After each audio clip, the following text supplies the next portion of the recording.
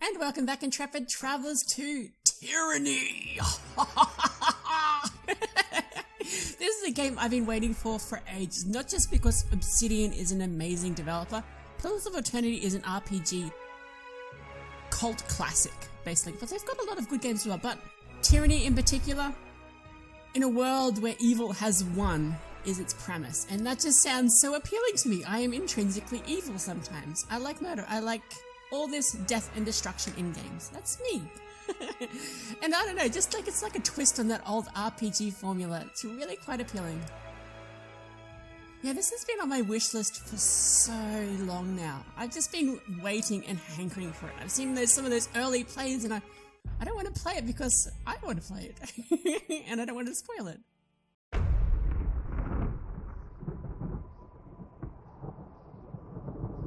For over 400 years, the armies of Kairos the Overlord have swept across the known world.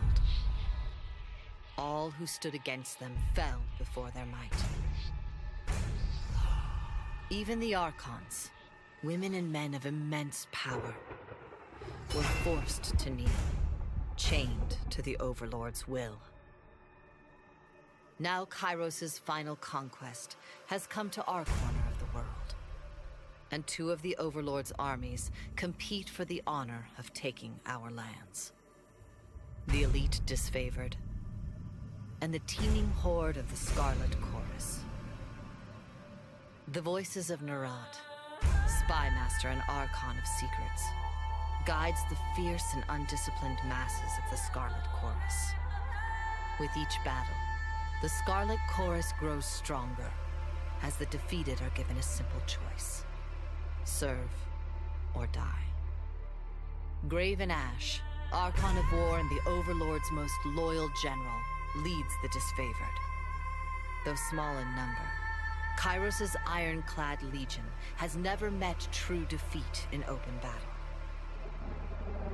Watching over the two generals is Tyranny, the Adjudicator, Archon of Justice, eldest of Kairos' minions. Tyranny brings Kairos' laws to newly conquered lands, aided by the Fatebinders, judges and executioners of the Overlord's laws. You were among the youngest of the court of Fatebinders when Kairos' armies came to our lands.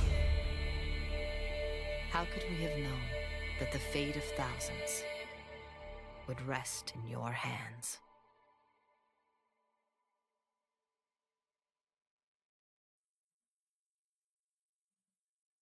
Here we go, character select. And sorry about the stuttering of that intro there. I think there must be something going wrong with my computer at the moment. It's decent, but I need new CPUs and yeah. Anyway, let's get into it. And once we're into the game, I think I'll go back and actually just maybe pull down the settings a little bit so it plays a bit more. So let's go male, female, male, female. I like tall. I'm tall in real life, so there we go. Let's go tall. There we go.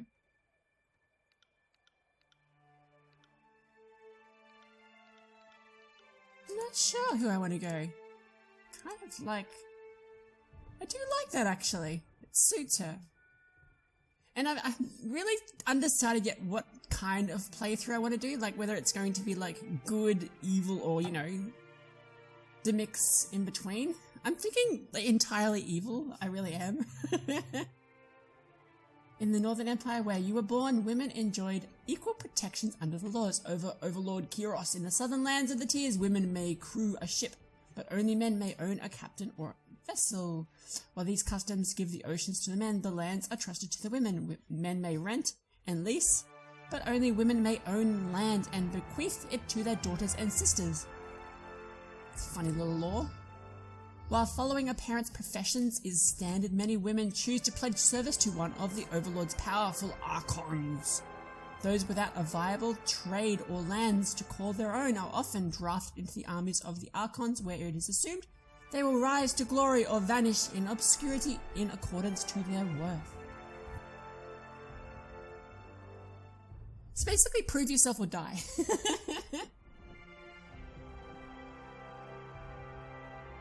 Right, let's get into it. Ooh, I don't know, portrait.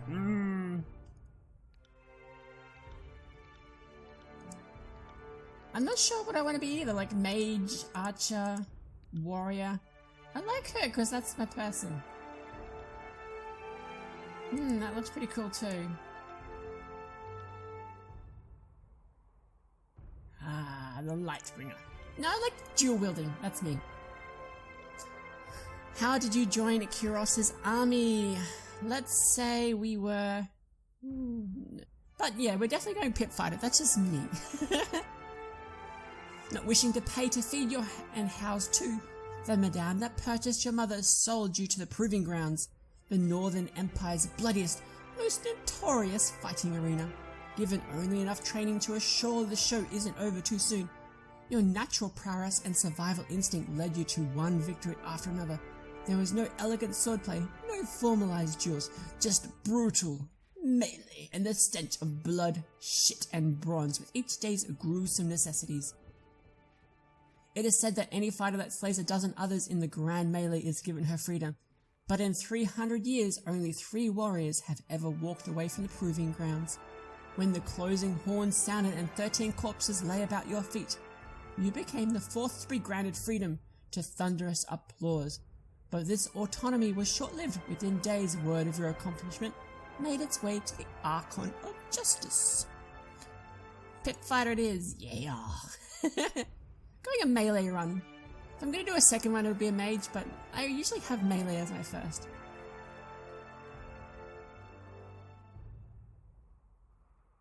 Alright, oh, there's some stats here now. So javelin, thrown weapons, dodge, parry, athletics, dual wielding. I'm definitely going dual wielding, but we'll see what else does it. Parry, athletics, subterfuge, unarmed attacks, frost spells, atrophy, frost, vigor, shock, short bow, great sword. Great sword does sound fun, but we're going dual. Sword and shield. 1, 2. Choose an ability. Oh man, they're giving all me choices. Flurry of blows or slice.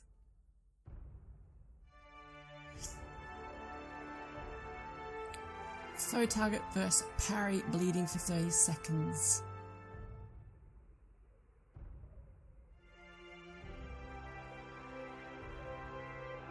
Number of attacks, 2. Yeah, let's make people bleed, I think. I like that.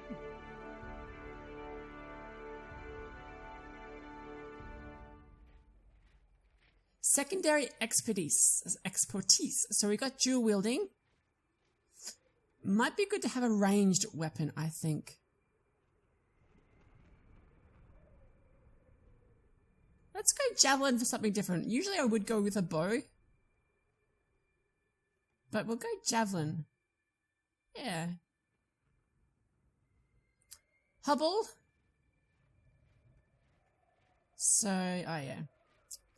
Wielding a javelin is a good compromise between melee and range. Throw weapons deal more damage than bows, but cannot attack from as far away. They also have the benefit of being able to switch between ranged and melee attacks, depending on the enemy's distance.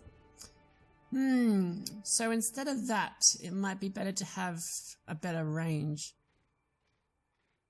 Ah, we picked it, we'll go with it. Heart shot. Yeah, let's make people bleed a lot. Heart shot, nice.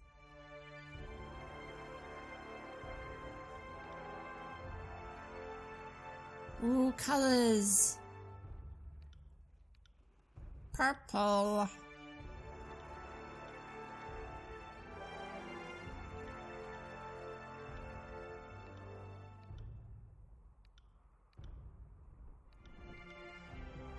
Purple and white sounds good.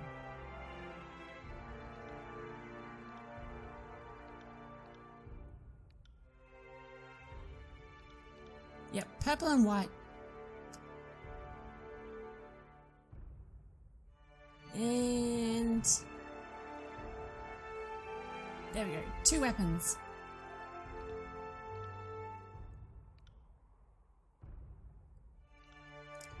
Let's call her Ruby. I know, I always go with Ruby. Okay, so we're gonna need finesse.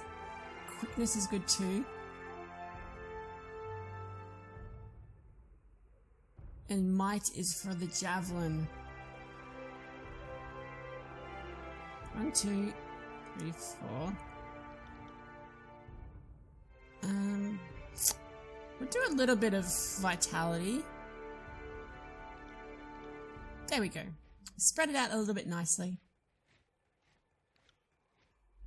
There's a lot to go through here in this character select. There really is.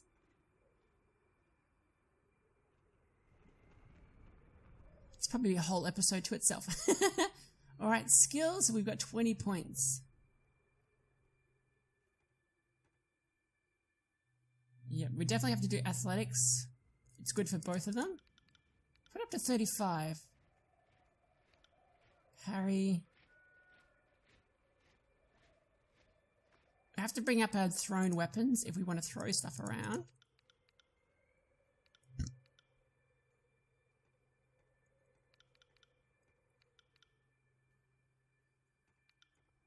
There we go. So we're going to rely on dual wielding mostly. We've got good athletics. Yeah, that works.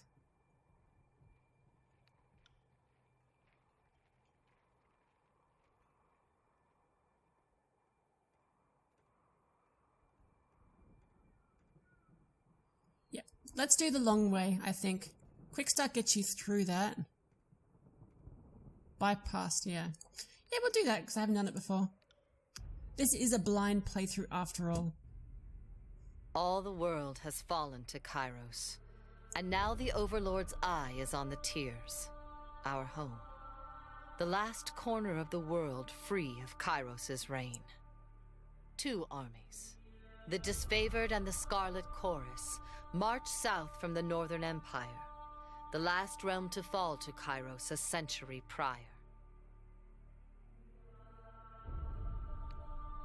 In the early days of 428, Kairos' armies arrive at the Gates of Judgment, the mountainous border that we Tearsmen so long believed unassailable. Unable to agree on a unified plan of defense, the various leaders of the Tears sit and wait for each other to deal with the conquerors, until it's too late.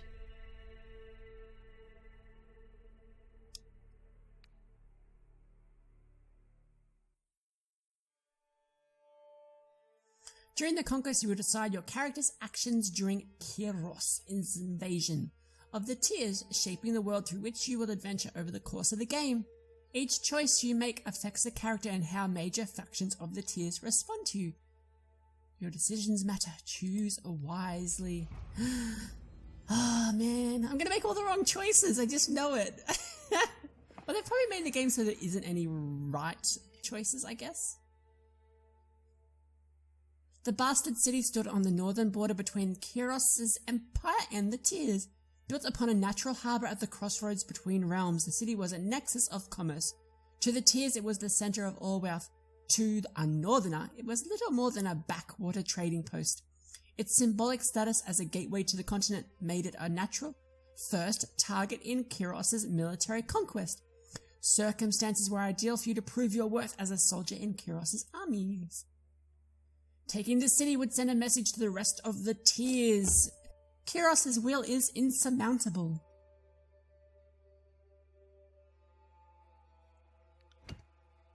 Ooh. Infiltrate the Tears? Gates of Judgment.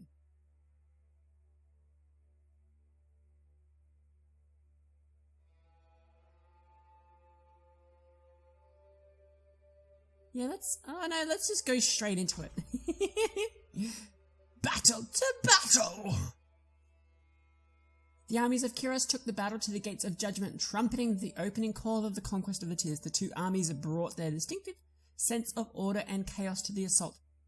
You went to the battle alongside your armies whose approach best suited your strengths. Disfavored or the Scarlet? We're a bit more like... Standing shield to shield with Kairos' ironclad elite, you advanced the mercenary army purchased by the nobles of the Bastard City. The Legion wanted to send a message to the Tears that superior breeding and disciplined training would win the day. Chaotic mass? Yeah, we're a chaotic mass. And they flanked the Bastard City's army. Right, yep. Yeah, we're not like the shield warrior, we're a flanking kind of warrior. You caught the mercenary army unprepared for the mania and disorder of the Scarlet Chorus. Your forces overwhelmed the Tyr's defenses in a few short hours, hacking and burning their way into the continent. Any mercenaries who survived the battle found themselves initiated into the Scarlet Chorus, tortured by ruthless interrogators, or made the sport of competition as the army marched ruthlessly forward. Alright. So we got feeding the host.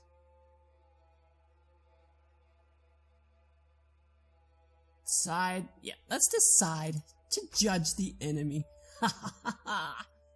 The soldiers of the Tyrs fell by the hundreds, and Kyros' armies could not agree on how to handle what few survivors they dragged back to the camp.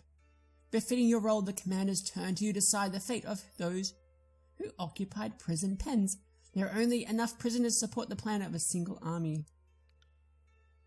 The disfavored needed slaves to haul their gear, dig latrines, and keep their pallets warm at night.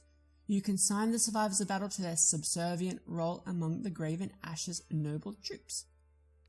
You gave prisoners the chance to serve in Kyros' army or die. The Scarlet Chorus was in need of your extra troops to fill up the vanguard. Yeah. I think, yeah, we're definitely trying to get Scarlet Chorus on our side. It just seems like it's a match for us, the chaotic nature of their army. We're not an ordered person. You armed cooperative ex-soldiers with scrap weapons and tossed them into the vanguard of the next Scarlet Chorus assault. Those who survived were welcome to take up the arms and armor of the fallen and eke out a desperate struggle to survive in Kyros' military.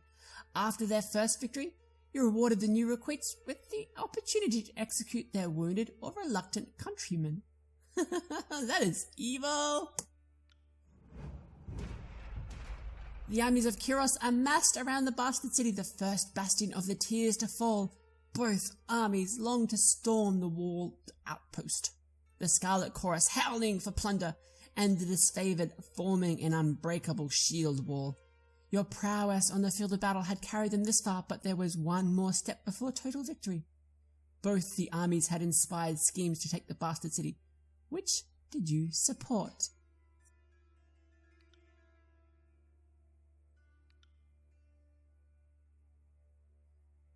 You joined the disfavored vanguard in a direct assault upon the city gates. No fortification would stand against the unstoppable legion. Well, it gives us an ability. Oh, yeah. You joined the Scarlet Chorus in setting fire to the city and blocking the gates. The defenders would surrender or burn. Oh, nice. Ooh, I like fire. I do like fire. And you lead a mixed band of disfavored and Scarlet Chorus scouts over the city walls to sabotage its defenses. Stealth. No. Burn them alive! It was passing strange to barricade the very gates you sought to cross, but it all made sense when the fires began. The Scarlet Chorus sent constant rain of flaming arrows over the walls of the Bastard City, a plague that lasted through long days and tireless nights. By the end, the blaze was too much for the city defenders to contain. Citizens crowded at the gates, pleading to be freed from their smoldering city. You and your army were happy to oblige them. When the gates opened, they opened from inside.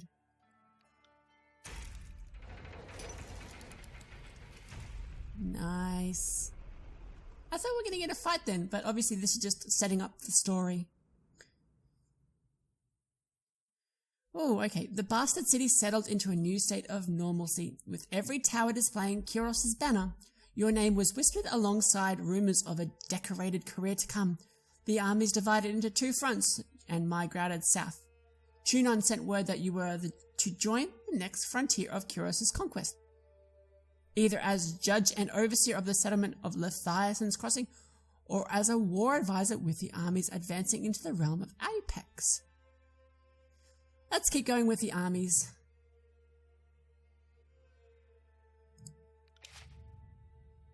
Crush, kill, destroy.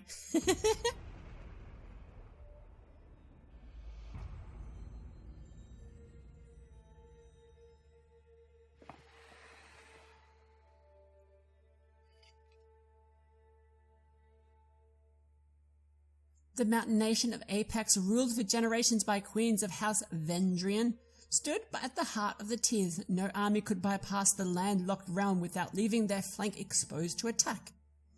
By the second year of war, the disfavored and Scarlet Chorus had pushed deep into the tiers.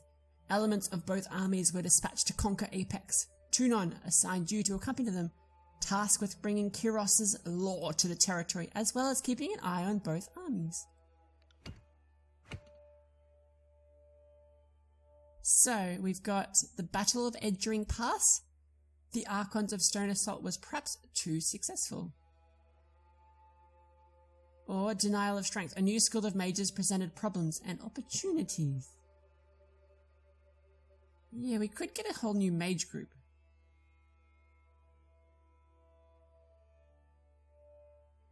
Now, we'll do the warrior way. The Battle of Edgering Pass. The disfavored sent their most destructive ally to crush Edgering Fort, Khan, Archon of Stone. Buried the stronghold under an avalanche triggered from the surrounding mountains. The Scarlet Chorus were promised captured enemies for recruitment, yet none survived the onslaught. The Chorus demanded compensation.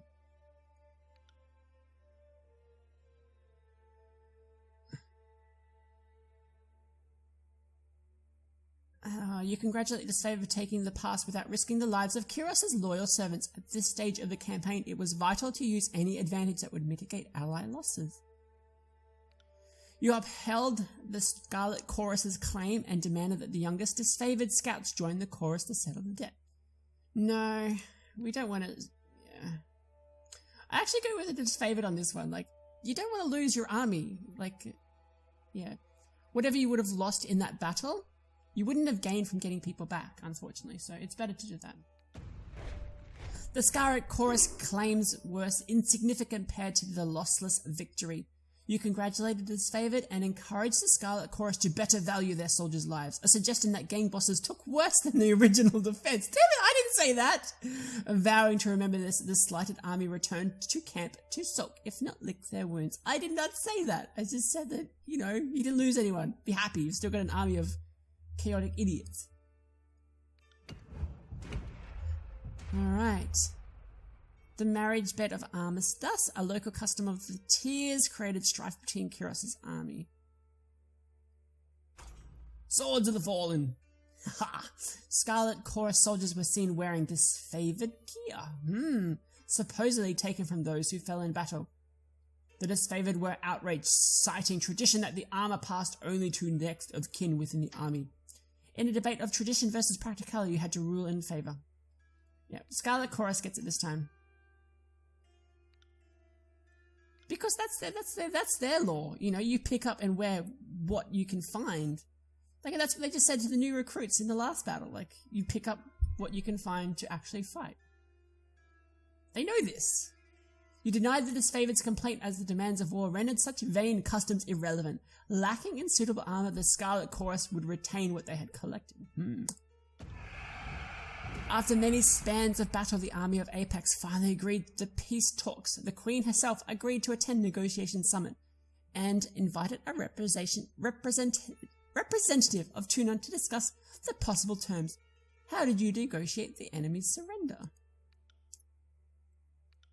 3 days of meditation, you negotiated the surrender of the valley to Kyros's forcing, putting an end to Turning the Queen of Apex into striking you under a banner of truce, you baited the Queen of Apex into a duel and slew her, frightening her vassals into submission. I like it. Sorry, Queen of Apex. You're going to die. The Scarlet Chorus urge you to show the Overlord's strength by any means necessary. During peace talks, a well-placed insult goaded the Queen of Apex into striking you. You responded to the slight by challenging her to a duel. Though the Queen was skilled in battle, your field experience outmatched her court training. As her body lay cooling on the ground, you demanded that her followers kneel before the Overlord's banner. Unable to rise above the fear of the moment, the remaining leaders capitulated, surrendering the valley to Kyros's forces. Nice. Bam! Apex is gone.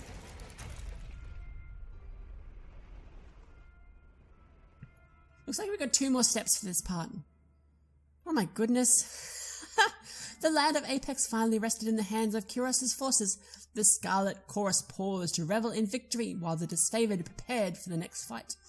Affording themselves but an evening's rest, Kyros' armies radiated out from the conquered citadel and worked their way across the tiers. The disfavored and Scarlet Chorus aimed to dominate as much territory as possible in the coming year. Your distinguished reputation in Kyros' military left you choice of the next destination yours to make. Vellum Citadel, Stalwart, or Azura? Azure. Oh, they light up. So Azura's in the middle there.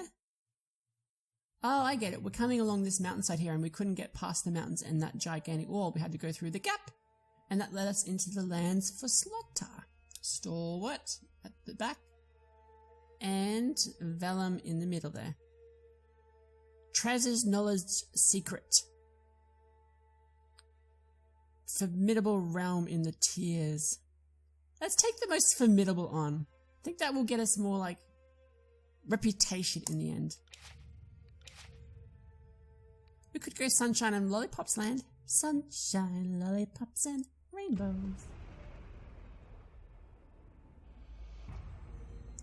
Year 3 of Kyros' conquest.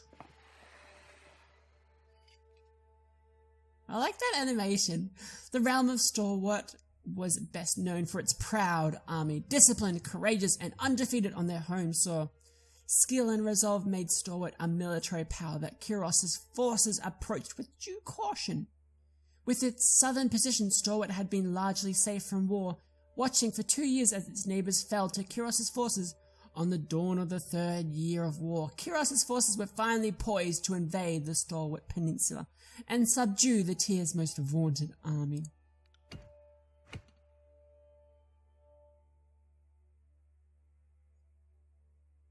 Ooh. Oh, which one? Food or a setback? Food it is.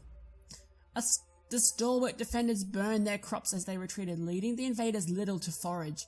Starving, the Scarlet Chorus mob raided from the disfavored's well-maintained supply lines, incurring casualties on both sides. Ooh. You ordered that the thieving Scarlet Chorus' soldiers be spiked for their affront. By your command, the disfavored shared their provisions. The thieves each lost a hand for their treachery. I guess that's fair. You're an army together. I know they're separate rulers and forces and they won't like it, but the thieves still got punished. Scarlet Chorus commanders argued that the Horde was starving. Being the largest of Kyros' armies, they were also the least provisioned. The men were wrong to steal, but the disfavored were equally wrong to withhold supplies from their allies. You agreed with the Chorus' version of events and ordered that the disfavored supplies be shared. The thieves themselves would be punished with a loss of hand and returned to the front lines. The disfavored found this a sickening aberration of justice and surrendered their supplies with grudging acceptance.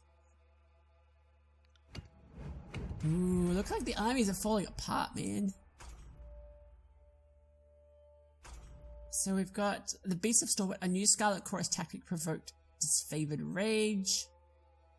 A string of mass suicides led to the Scarlet Chorus making demands of the disfavored. No, we don't want to do that one, I don't think so. We'll do that. Scarlet Chorus's mages discovered a spell to turn beastmen slaves against their handlers. The army prepared to deploy this tactic elsewhere, but the disfavored protested. The use of unsanctioned magical practice ran contrary to Kyros' law, and beastmen were considered too erratic to be relied upon, even as shock troops. What? Use any chance you can get. No, screw that. This one is a Scarlet Chorus one.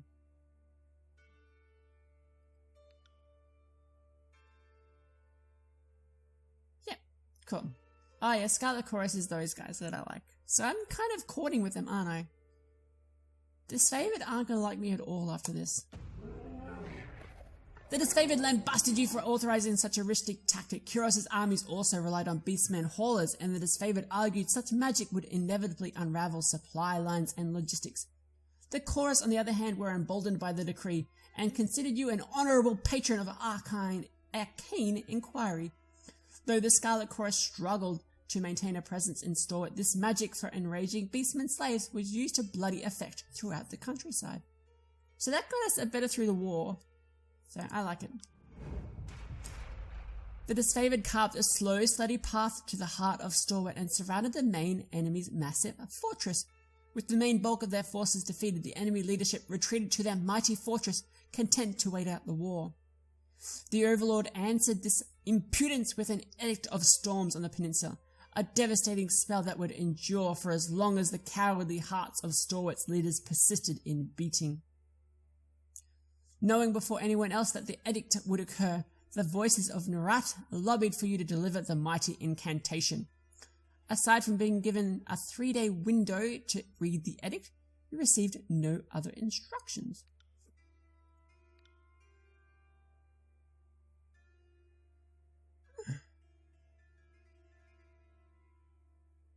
So, agreeing with the wishes of the Disfavored, you proclaimed the edict at once, leaving the enemy no time to react.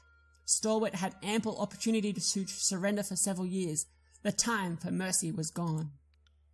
In an attempt to ingratiate themselves with the people of Storwit, the Scarlet Chorus insisted that warning be sent to the towns and villages so that the people may prepare for the horror about to descend on them. No, screw the people. Boom! You agreed with the Disfavored rationale. The leaders of Storwit had refused honorable battle, and too many Disfavored lives were lost in the campaign. Since the last regent refused to leave the keep, you would let him watch as his people suffered. Without hesitation or regret, you broke the seal of Kyros' Edict of Storms and read the Overlord's incantation.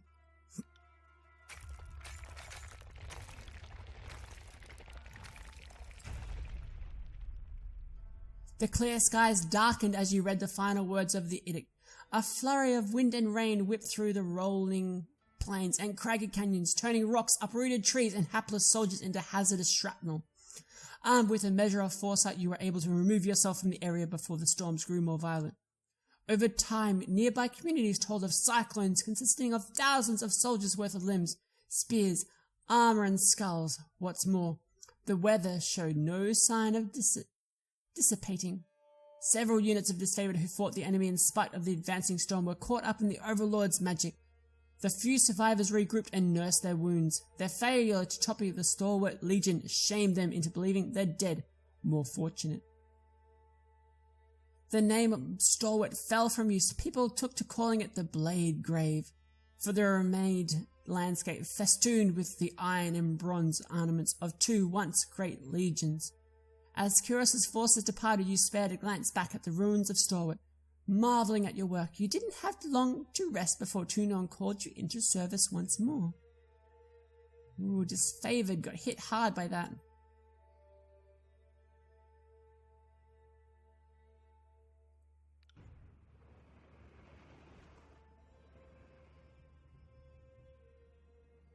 You've reached the end of Kyros' conquest. Do you want to continue or erase your progress and start over? Continue.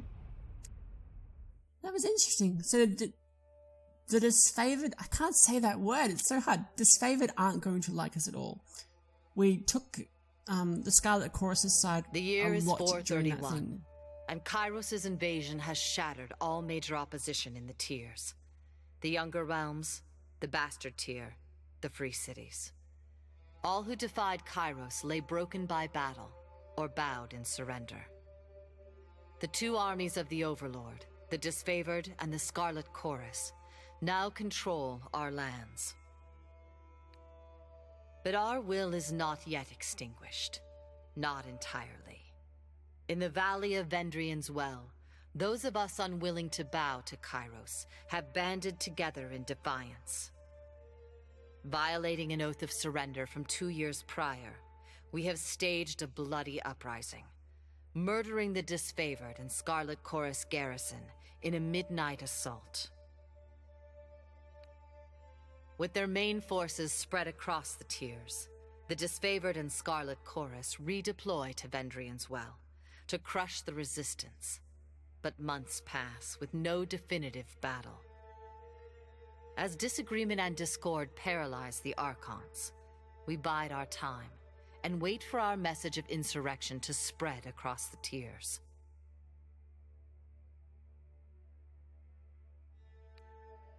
The Overlord is not amused, and Kairos has one message for the Archons: crush the Oathbreakers or die. Kairos backs this threat with an edict, a magical commandment that can slay all in the valley should the order be ignored. The honor of proclaiming this edict fell to you. Sent across the mountains to Vendrian's Well, you carry the Overlord's edict to read before the Archons. As you finally make your way through the winding mountain passes into the valley, the ground trembles, and Kairos' magic seals the way behind you. You are trapped in Vendrian's Well, with Kairos' armies and the Oathbreakers. The only way to survive is to fulfill the terms of the Overlord's edict, in any way that you can. Wow, so we have to kill the good people, or we die ourselves.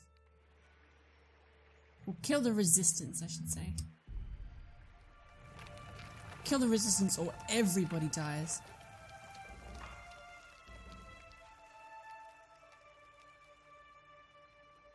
And here we are in the play area. This is actually really nice, but I think we'll leave it there for today. This was going to be a very long episode due to character creation and that first bit. Thanks for tuning in, and if you like this series and want to see more of Tyranny, then press the like button and comment below. Thanks everyone, and I'll see you next time.